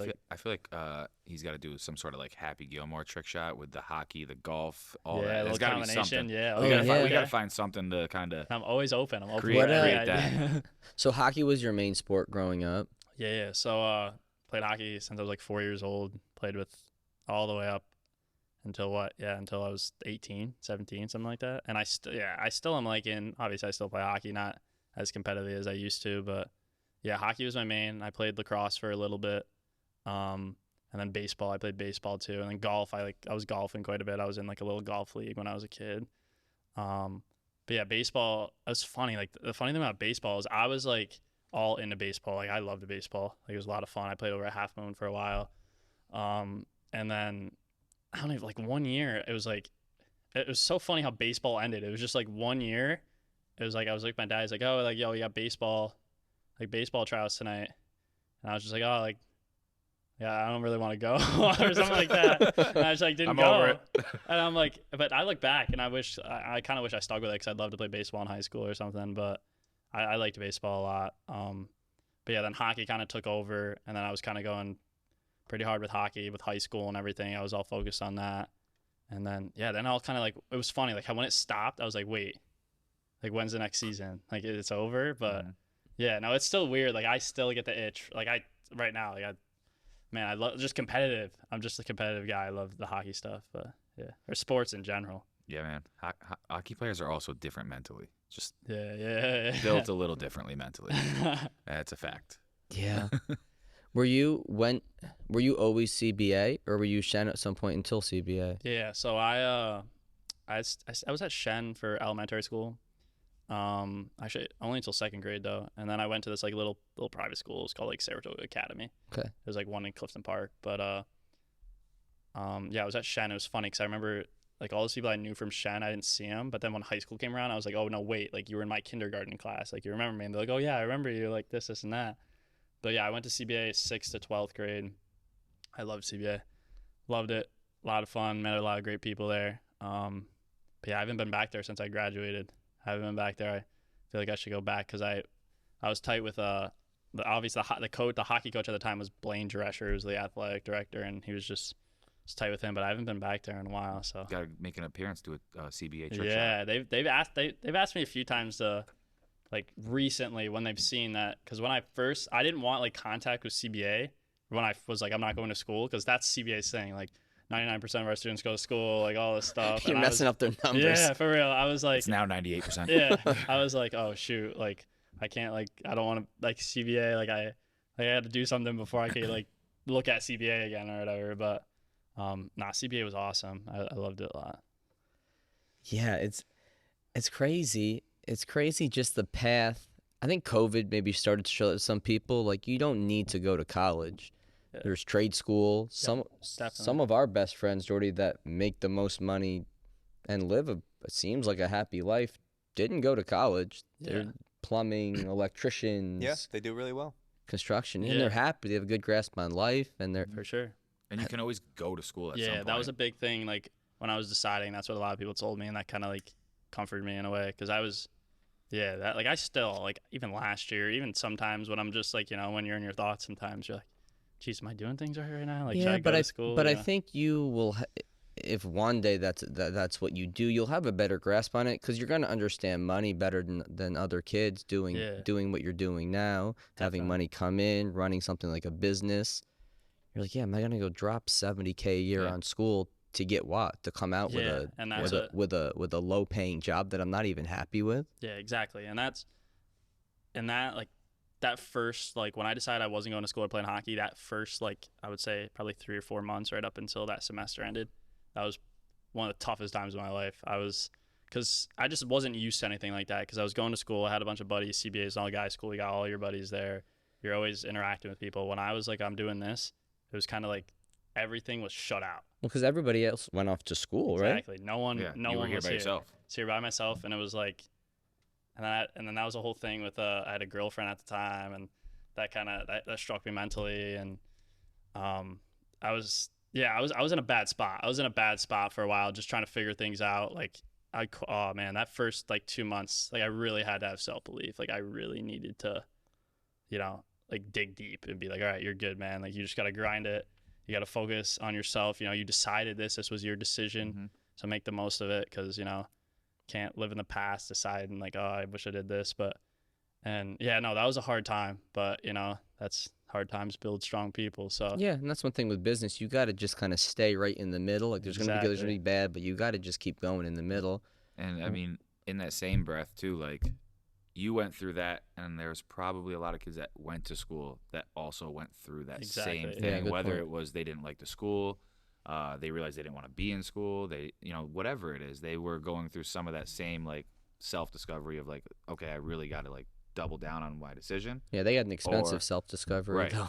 yeah, Like, and I had a friend who, and this is what I was saying before, with like you can always go back. Like, I had a friend who went to college, realized like that wasn't where he wanted to be, dropped out, started building his business and all this stuff. He did really well. COVID hit, and then it shut down his whole like he was wow. a strength conditioning coach and whatnot, and he tried to do the online thing, didn't enjoy it, and now he's back in school right now, but he's also working, and he understands the financial side of things, and he's also understands like school is the priority.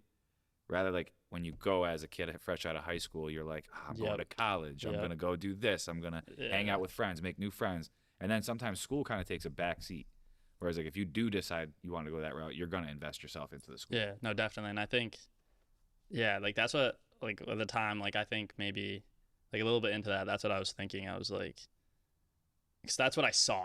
You know what? That's what I was seeing. So when it was like a Saturday night and I'm sitting here grinding out a video, like trying to slide an iPhone into a charger, and I see all these kids going crazy partying on like a Friday night, and I'm like, dang. But I never was like a crazy party kid, Mhm. but it was just like, I don't know. It was like FOMO, fear of missing out. Like, Mhm. I don't know. It was just like, that was tough. Like but you think back to it and it was like, you know, I'm on my grind right now. It's like, that's kind of how I think back to it now. But it was, yeah, those were some interesting times because it was weird because it was like nobody was here. I had like no one. Everybody had like was doing their own thing, and it was kind of like, I was like, dang, like this is a complete change in my life. Like this is completely different. I'm not playing hockey.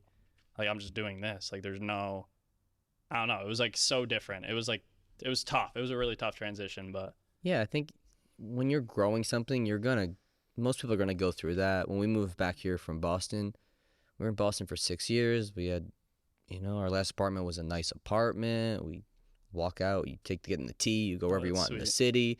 It's amazing. We both have jobs. We're making decent livings, my wife and I. And then we moved back here. I start this business. You don't have as much money coming in. We're living with my in-laws. yeah. Yeah, and you sit there in this little apartment and you're above your in-laws' garage and you're like, is this what it's gonna be? Like I got to do something to make it not Yeah. be No, for not sure. be this. For sure. And that's kind of how I thought, like when I was like, all right. Once I like got my head straight and I'm like, all right, this is what I'm doing. Like, obviously I knew I was doing it, but once I was like, all right, you know what?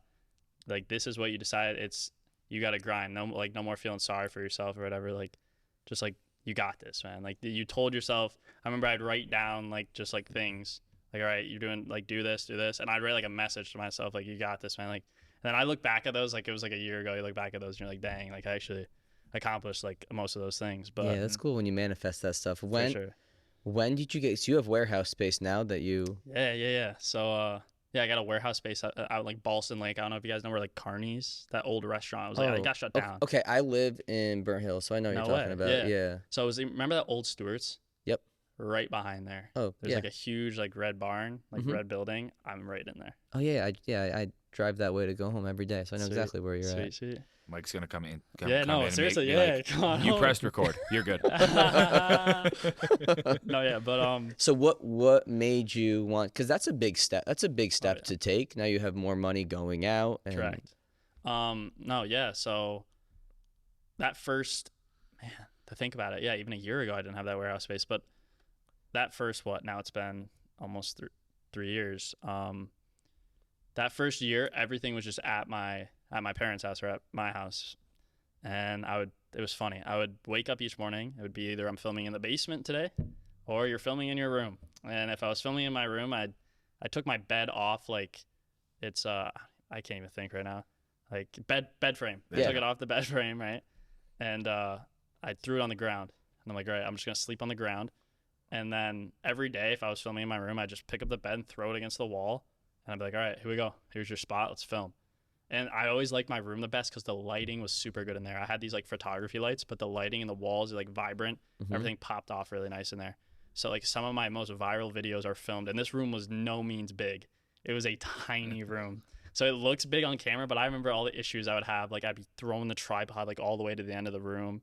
Like I'm like against the wall, like leaning against the wall, trying to like see if like you can see everything in frame and all this stuff. But yeah, no, my mom, if we were to talk about that, my room was like destroyed. I took like dressers out of my room. I would like empty the room. And then I would just sleep in the basement, or I'd sleep on a couch. Like I would just anything. And I was filming like all these videos at my house for a while. And sometimes it'd be tough for me to I was associating work and home in the same thing. And that was tough. I would get distracted kind of easily. I found myself doing that. And I was like, I just need a place to go. And I'm like, I'm here for this amount of time. I do what I got to do.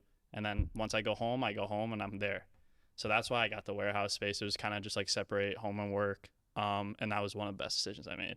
It was sweet. It's nothing crazy. It's 900 square feet, but it's everything I need. It's like kind of like a barn, but the style, like I love it. It's like our own thing. It's not like a crazy warehouse, but it's just like our own thing. And I really think it's cool how we have it. Like it was like wood floors, but I put a bunch of mats down and everything. We got like a couch in there. You can edit on, a mini fridge, a microwave, everything you need in there. But yeah, so that little spot has been sick. And it's funny because the Calhoun boys live in Burn Hills too. So they're like 5 minutes from that place, which is sweet. So I'll just go and pick them up and I just bring them home at night. But yeah, I love it. Love it over there. It's cool. That's awesome. Dude, that's where you film most of your stuff now. Yeah, so most of the videos, and then whenever I'm meeting people or anything, that's where I go. A lot of those videos are filmed there. And then outdoor videos, usually we're at Shen. We're at those places, just some. And I still have a spot at my house that we filmed outdoor videos. It was like this side yard. The way it looks on camera is like really good. That's also a big thing. I'm like how things look on camera. Like I'll go to certain basketball courts or certain locations because I know it looks good on camera and I know it's like attracting in a way. So yeah. How important because all your thumbnails are clean on YouTube, how important is that to grab somebody right away? Yeah, that is a huge thing. Like that's still one thing I'm trying to figure out, like really big. The thumbnails are big. Yeah, you got to be able to get people to click. Because if they don't click, then you're missing out on them. So to like explain that, I guess it's like, all right, when you go on YouTube, you open up your homepage. Right when you're like scrolling past or looking at all these people, you're giving them impressions, right? And if you click on them, then that's a click-through rate, right? So you're improving the person's click-through rate that you click on. When you like scroll past people, it gives them an impression, but it puts their click-through rate down because people aren't clicking on that. But they click on it, it increases your click-through rate. So the higher your click-through rate, the better the video is going to do. But to have a high click-through rate, you need a lot of impressions. So that's like a big thing we've been trying to figure out. Like we call it CTR and stuff. So my CTR as of right now is actually pretty low. So the video, like those thumbnails, I think they're not too bad, but I guess they're not just like connecting with the viewer as much. They need to be a little bit more simple. Yeah. They need just so people can get it. They're like, oh, okay, there's the title. That makes sense. I'm clicking on that and I'm going to watch it. You got to get straight to the point, but also it's got to be intriguing. I could go on and on for days about that stuff, but yeah, click-through rate is like a huge thing. So you're analyzing like this video is filmed this way, it has this type of thumbnail, its impressions are this, its click-throughs are that. Yeah, and a big thing like a lot of the top guys on like YouTube or any of the apps will say is like one thing that I wasn't doing is you want to come up with like a video idea and a thumbnail before you even film the video. Yeah. Because if you do that, then you're like, all right, I got my thumbnail idea, I got the video idea. Now I can film it how I'm going to title it packaging. It's called like packaging. So if I'm like my videos about right, I don't know, we're doing trick shots, let's just say it's basketball trick shots. Right? Let's say my thumbnail is us shooting off of like a 5-story building. Right? They click on that. Right? The first like clip of that should be either a highlight, it should be that shot right away or something, because that's what they're clicking on. They're expecting to see that. A lot of people use like clickbait. I was literally in my head, I was like, this reminds me of all the clickbait that like, especially in like the fitness industry you would get. Oh yeah, like, where it shows like, yeah. And then even like the girls, they put girls like in their thumbnails, and that works because people will click on that. But that used to be huge. Yeah. That used to be, if you just clicked on it, bam, that helps the creator. That counts as like a view. So like it already counted as a view. So the clickbait was like, that clickbait era was huge. Yeah, it was huge. Like like one guy I followed in particular, like he used to use it all the time, but then like his videos were really good. So you'd be like, awesome. And then he slowly started going away from the clickbait, and his videos are still good. But that's not rewarded now. No, yeah, right? Now clickbait, they definitely took that away. The big thing that's rewarded is average view duration. So they watch your video for like that amount of time. So like you're clicking on it, and the first 30 seconds is the most important 30 seconds of the video. So because that's like your, I don't know, like your pitch to the person. Like if you're pitching your idea to a business or something, right? That's what you're doing to the person, right? You're the audience. You want them to watch. You got to give them a reason to stay. You got to set stakes. You got to tell them why they should stay. Why should you stay and watch this video? And that's something we're trying to work on. And it's tough because now I've kind of changed that. So we got a video coming out, and we have like 100 sticky notes like taped on a wall, and you have to like on each sticky note is like a challenge or like a punishment or something bad. But one of the sticky notes is the winner. So it's like 2 teams of 2, and you're trying to figure out who can get the winner. But some of these is like jump in the pool fully clothed, like do all these crazy challenges. But the goal is to pick the winner. But with that video, like we need to like, because that's one video I didn't do it. I didn't do the thumbnail first. So now I'm in the spot where I'm like, all right, I already filmed this video. So now it's going to take more time to make sure, all right, now I have to dictate the thumbnail off the video, which is a little bit harder. But yeah, no, so that's like a whole process that I've kind of been looking at. That's why my long form videos, I don't get those out as often, because I want to make sure those are like better in a sense, but also it's harder to like get like to capture that long form algorithm. Like it's hard to like get it going because the click-through rate is the biggest thing. The thumbnails are the biggest thing, and obviously the video has to be good, because if your click-through rate or if your thumbnail is good and they're not attracted to the video, they're like, oh, this is kind of boring, and they click off, then it's not gonna help you as much. But yeah, the average view duration is like the biggest reward, so you gotta have like a high one. But we're really trying to figure that out, and like a good click-through rate for like 8 to 10 minute videos is like, or like even lower. Just the average click-through rate's like a good one is like 8 to 10% based off. It's like a whole thing. Yeah, that's There's crazy. a lot though. to it. I think I lost a lot of potential money in a challenge when we were younger. Which one was that? I think I made you and EY do challenges for my when I was done. Were you a Pokemon guy or no? I was not. I had like the original Pokemon cards. We had a lot of them, Jay. Yeah. And one day I was done with. I was too cool for Pokemon, so I made up challenges for Jordy and our buddy EY to do, and I gave them all of my Pokemon cards. Looking back, like it's a lot of money I gave up in those challenges. We got paid out. Evan drank pickle juice. He puked. Oh. Yeah. I don't remember what there was. Flashing cars that went by. No way. That's crazy. Those What's that go wrong with crazy. me? Yeah. What did I give for flashing cars? Dragonite. Oh, is that worth the Oh. Dragonite? Holographic. Yeah, no doubt. I do it again. Do it Oh, right that's now. hilarious. Oh, jeez, man. Yeah, the Pokemon. What was your hockey team growing up? Do you have one, like a favorite? Oh, Like yeah, a right when you NHL? said it. Boston Bruins all day. I'm all Boston except football. I'm a Cowboys fan. Oh, that's Paul. Yeah. Me Really? You're a too. Cowboys fan? No way. Paul's like, finally, somebody fucking else. diehard. Sorry, I dropped an Nah, F-bomb, there but we it's go. diehard For the Cowboys, we'll fan. take it. But yeah, no. Like, All your other teams, I don't like. all right. The Bruins this past year, like when they lost in the playoffs, You knew that was coming. Come on. that was so bad. I was so. Didn't they start the year really hot? They were best team ever, best regular season team ever. in hockey. They were the 73-9 Warriors, but for hockey. Yeah. And then they didn't make it to the finals though. They lost in what, the first in round? the first round, They blew a lost in the 3-1 first lead. round Blew a 3-1 lead. as the 1 seed. Yeah, crazy. And then yeah, Red Sox, like the Red Sox too. And It's then unfortunate. Celtics. Yeah, I mean, I'm not too crazy NBA guy, but yeah, I follow the Celtics. And then yeah, I mean, then football. Got Listen, the boys. Got the boys. The boys is all that matters. I just watched one of these other untold documentaries on this minor league hockey team, the Trashers. Oh, the Trashers. Yeah, the Danbury Did you watch Trashers. that? I know. Yup, I know. Jordan, exactly. did you? Wild. So this was a minor league hockey team. There was a dad who had a big trash company, hence the Trashers, and he was in the mob. And they bought this minor league hockey team. He had his son be the GM, and they just stacked this team with a bunch of enforcers. And then the NHL went into a lockout that year in 04-05, so they paid cash to NHL guys to play, and they would just fight people, and they were No, good. for real.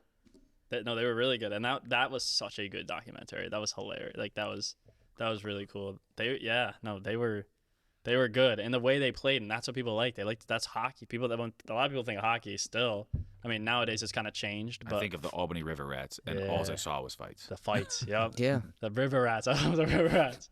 But no, fights, yeah. That's a big thing. So they brought it, and that like made up for the NHL, I guess. But yeah, that documentary was really good how they did it. And it was funny. Like the way that whole thing went down was crazy. That like the son that was like 17 or 18 was running the whole he was making moves, and Yeah. the FBI was just on them the whole time. That's crazy. Yeah, that was wild. So what is the next advancement or move with social media? Do you think it is longer form content, or are there other components to it? When you think about what you're gonna keep doing and producing, like where is it going? I'm not gonna lie, Mike. We've been on point because every time you say a question, it's the next one I have like ready to. Hey, like, sweet. like on my point. brain. The I'm boys on are point. studying up. Shout out to Drink Alchemy. They got Yep. me on point right now. No, for real, these are really good. They're good. No, yeah, I think like I've told a lot of people that I think like short form content is going to be around for quite a bit, but everyone's going to become famous, I guess you could say. But it's not like community is what the big thing is. I think What do you mean by everybody's gonna become famous? so like everybody could get an audience. So like I mean when you post a video, so on TikTok everybody could become famous. TikTok's interesting to me because I don't post on there anymore, really. Maybe I should more. We hit it hard for a while. I went from, I don't know, 0 to, I don't know, 5,000 something maybe, not much. Yeah. But none of that audience that grew quick was local, or not much was. Where Instagram and Facebook, if I put stuff on a story, I know that within a 15-mile radius, a lot of You're gonna people get will those see. people. I'm going to get those people, and they could inquire into the gym. Where I didn't see that on TikTok. Yeah. Does that make no, sense? No, that makes total sense. That's why that's kind of what I mean by that. Like TikTok gives that. That's why TikTok is such like an addicting app, is because for like creators or like people that want to be creators or people that are just posting, you can post a video and that video could very easily get 1 million views. But that's like, then you're like famous or whatever. But that's not building anything. That's just kind of like, so a lot of these people may just post like a few videos. Like I know a bunch of people that have like, oh, I got 1 million views on TikTok. Like those videos are cool and all, but community, that's big. So whether it's your local community or just having a community that rocks with you because they know you from all this stuff and they like your videos, they like who you are, that's where I think social media is going to go. And I think those are the people that are going to stick around. Because I think a lot of people that are just posting and not like focused on that, or just posting for virality, because I was one of those people just posting for virality, you're not gonna like be here long. You're gonna fade out. You got to be able to build a community. That's my big thing. So I think community is the biggest thing. That's like the biggest advancement, because that's how you build a business. That's how you can sell things to them, because you know, like that's it. That's cool to hear, because I think about for small businesses, the hardest years in recent times to operate was during COVID. Yeah. Was those couple of years during COVID that were sketchy, the 2020, 2021 into 2022, when places weren't allowed to be open. People were fearful to go places and spend their money at a in-person business like us. Yeah, no, definitely. And places with a strong community are the ones that survived. Obviously, you were financially stable going into it, and you had your business acumen. But places with a tighter knit community probably had an easier time surviving and getting through those years. For sure. And I think and I keep going back to like the fitness industry with social media, because I feel like that kind of like was something that sparked social media to kind of start taking off, was people posting fitness stuff. Definitely. And the people that I see that are still relevant from, I lived 2015 roughly, because that's when I lived in Pittsfield, Mass. From 2015, when I really started watching more YouTube stuff, the people that are still relevant now are the people that have a community. People that wanted to build a community, that wanted to, whether it was affect people's lives differently or, get people to follow along to their story because of what they went through. Like, those people are still relevant today. And there's a lot of people that I remember watching, and I'm like, you're relevant, but you're not relevant. Yeah. Like, you're still like social media famous, but you're not like going to these, conferences or all these other things and connecting with people in the industry.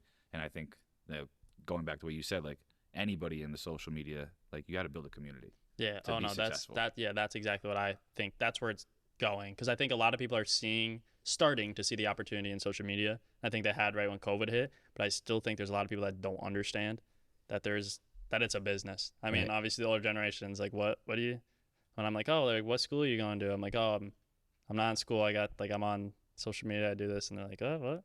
But yeah, no, I think, and the only way to keep it going, I think social media in general, there's no doubt about it, it's going to continue to grow. That's just how it's going to be. But yeah, to stay around, to stay there, you have to have some type of community that rocks with you. And that's how you keep going. That's how you're selling. That's how you're making money and stuff like that.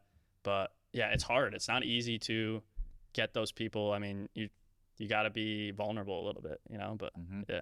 That's a great term too, because a lot of the people that I follow were vulnerable, whether it was, going through something as a kid or whatever. So definitely, vulnerability is definitely something that allows you to connect to people, which builds that community, which then keeps you relevant. Correct. Yeah. Dang.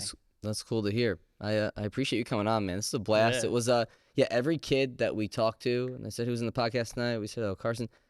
They said nicest kid ever. Yeah. Great You dude. know, We I love this. appreciate We everyone love this that said kid, that. man. No, thank you. So yeah, man. No, I appreciate you. Appreciate you coming on. This Yeah, was man. great. I learned a lot tonight, I can tell you that. And No, for sure. No, thank you guys so much. I was so looking forward to this. This is the blast. Why don't you just let the people know? Plug yourself, man. Yeah, Plug where to it up. find you. Dang. Yeah, I mean, I guess you can find me Carson Hockey on YouTube, or Carson Curran on any other social media. Carson Hockey, Carson Curran. Look those up. Hopefully you'll find me if I'm relevant enough. Perfect. If we put a cup out there, how many could you hit one? Could you hit one right away? Could I? I think you give me 5 takes or less, I'll hit one. All right, go. You want me to hit it first try though? I'll try to. I'll make sure. No. Jordy, do we want to do a Cortland challenge to this guy right These now? guys went to Cortland. They played beer pong back in their day. Yeah. Okay. I'm down with it. All right. What are you saying? 5. I think 5. Yeah. I think I make it in 5. Give Paul 5. You want Go back and forth. All right. Sweet. No, I'm down. I'm Jordy, totally you down. want 5? Yeah, I want 5. Give Jordy 5. I'll sit back and watch, where, man. Where are we shooting from? That, Yeah, right yeah. where I'm Jordy is sitting? gonna set it up. I mean, stay where you are. Yeah, right? don't get up, Paul. Okay. Try to find the epicenter. All right. Find the epicenter. I love it. I love it. All right. Perfect epicenter, Jordan. We got balls in the cup All right right. there. Sweet. All right. Help yourself. Do you want me to start this off? Yeah, you're the guest of honor. Let's hope I'm not cold here. All right, here we go. Let's see. I gotta get a look at it.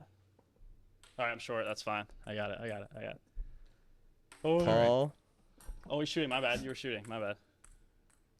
Oh, Jordy, he's close. You It's guys cup. are knocking it. Go You for it. Go got- for all it. right, Go you for it. got I went two. twice. Oh! Oh! That's Jordy! two takes. Nailed it. represent. Jordy, second shot. Carson, answer it. No, I can't hit these right now. Oh, jeez. All right. How many we got? Now I gotta Let's hit just it. empty it. Yep. Now I gotta Let's hit it. empty the Dang it. tank. No, I'm short right If now. you hit another J, it's done. Yeah. Oh! I hit Hit that one the went ball in. in the cup. Oh, no. That counts. That Oh, counts. jeez. Jordy's been I'm playing. up. I'm way Jordy's been up. What do we got left? We It's been a empty? busy I'll summer. give you the Oh, honor. jeez. I'm not looking good right here. Hey! That's Back to get in. All right, give me one. Yeah, make it. Let's go. what First Springfield shot. got. Oh! I think what we learn is that if you go to Cortland, you're You're probably nice with it. you're You're- probably you're- pretty good at throwing the ping pong balls in the cup. It's definitely true. Jordy buried it. I hope the camera got that, Jay. Yeah, that was a beauty. Yeah, that I was don't know. nice. It might not have gotten Jordy shooting it, but it definitely got it Got it in going the in. cup. Yeah. It's in there. Again. Money. Again? Oh, Sky. Oh!